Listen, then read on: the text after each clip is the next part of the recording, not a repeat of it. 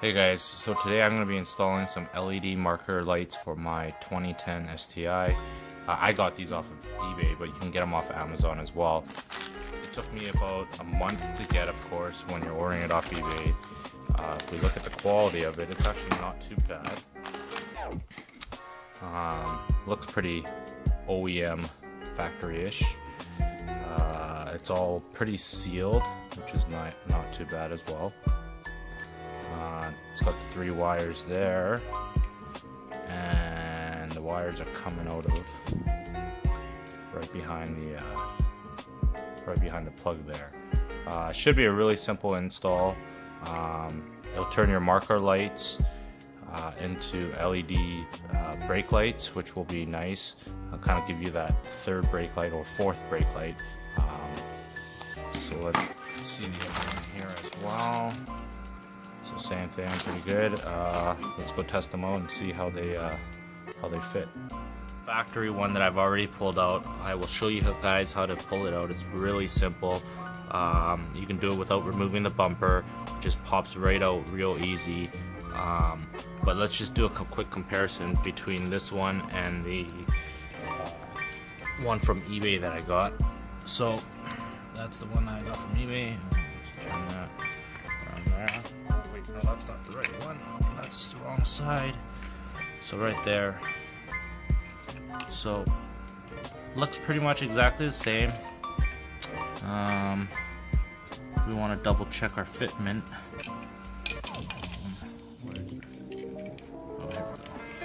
So we double check fitment wise. Looks pretty dead on. So we shouldn't have a problem. One thing you will notice on an OEM one, it will say it's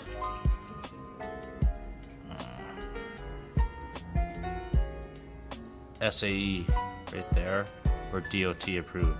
So these are actually okay to, or these are actual legal marker lights, of course, because they're from OEM. These do not say DOT or SAE approved. Is it illegal? Because they don't say that, we're gonna have to say yes, it is illegal. Most aftermarket lights that you do purchase nowadays, unless it says SAE or DOT approved, they are illegal to have on. Let's just hope that I don't get busted with them. Alright, let's continue. I'll show you guys how to do the install. I always don't like to just run bare wire, so I'll tape everything black. That makes it look cleaner, so if you were ever to look underneath your vehicle, you don't see, a bunch of colored wiring. It's all just one black wiring. So this is what we're going to be replacing. Again, this is the factory one right here. It's super easy to remove. You don't have to remove the bumper or anything. You just got to reach your hand right under and feel for the clip plug. And try to press. It's hard doing it with the camera. Press the 2 clip plugs. Come on. And there we go. Pops right off. A little bit harder with the camera. I'm gonna do the next one without holding the camera, but pretty easy. It just popped right off. Already reached in the back, popped it off a bit. But other than that, once it comes out, it comes pretty easy. Like I said, that's all that's holding on the back. One thing I do not recommend is using any kind of pry bar to pry around the edges to pop it out. Go behind the bumper here and use your fingers, squeeze the clip a bit and pop it out. The reason why I'm saying that is you will break this if you're just trying to pry it, because it's not pushing on this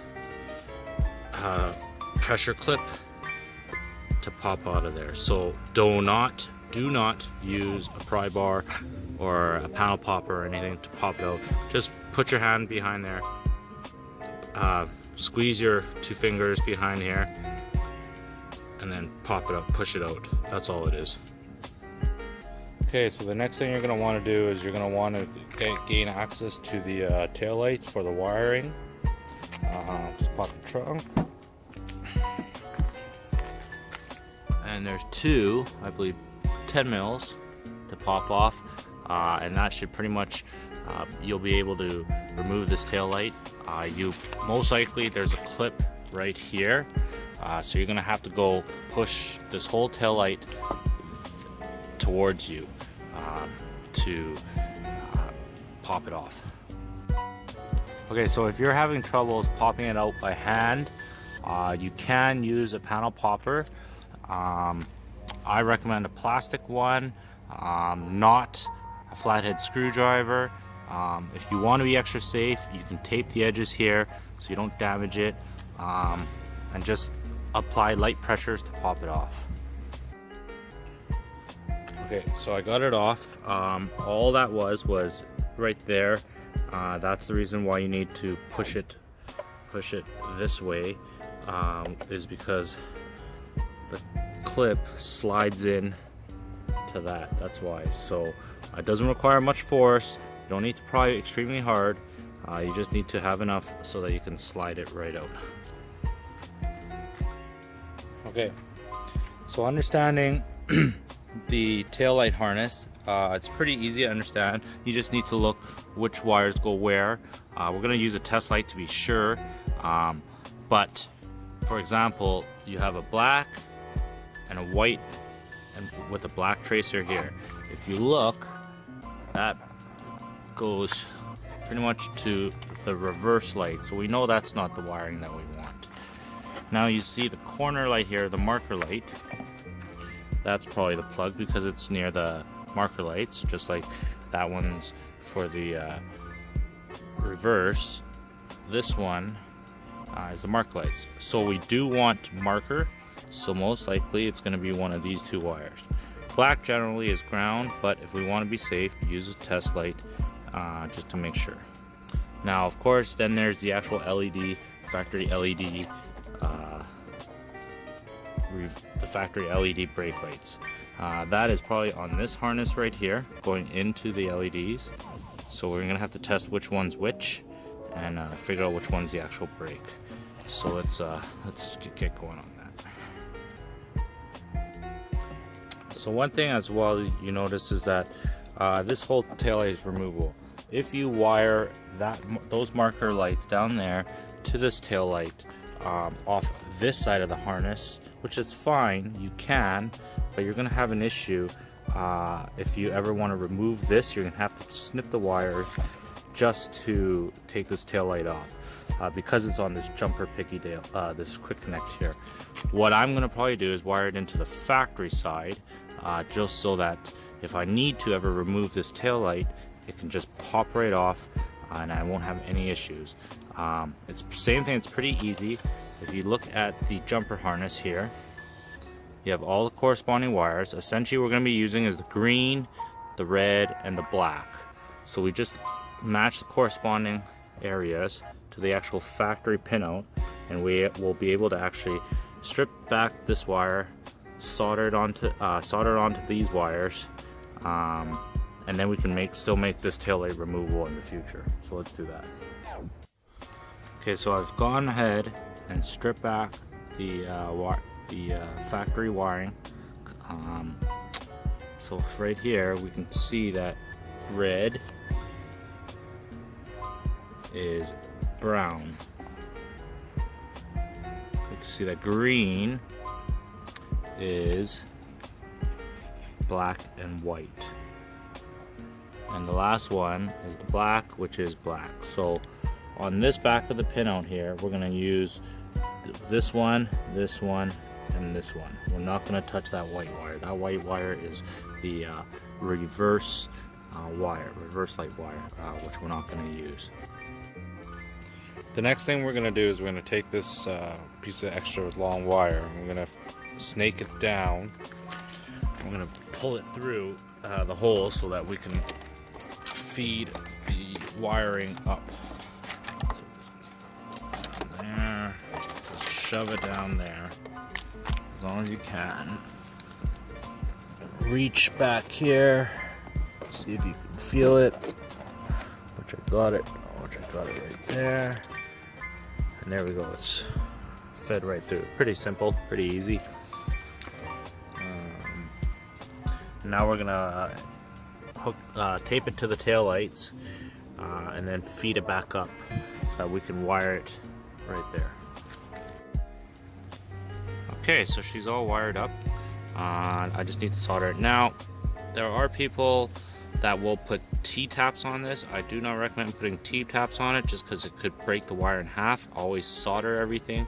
I'm a true believer of soldering. So that's how that's my prep for solder. Now, you can put a quick connect plug in the back. So if you wanted to pop these out and have it on a quick connect, you could solder an end to that. If you were to change the balls, but this is a one-piece thing, so if it's out, it's dead, it's dead. There's no point in actually popping it off. So, and it's not hard to actually pop the tail light off. And if I had to just snip the wires or anything, it's a little easier to do that. So I'm just gonna solder the ends and button everything up, and then I'll show you the finished product. Okay, so I have it wired up. It's on.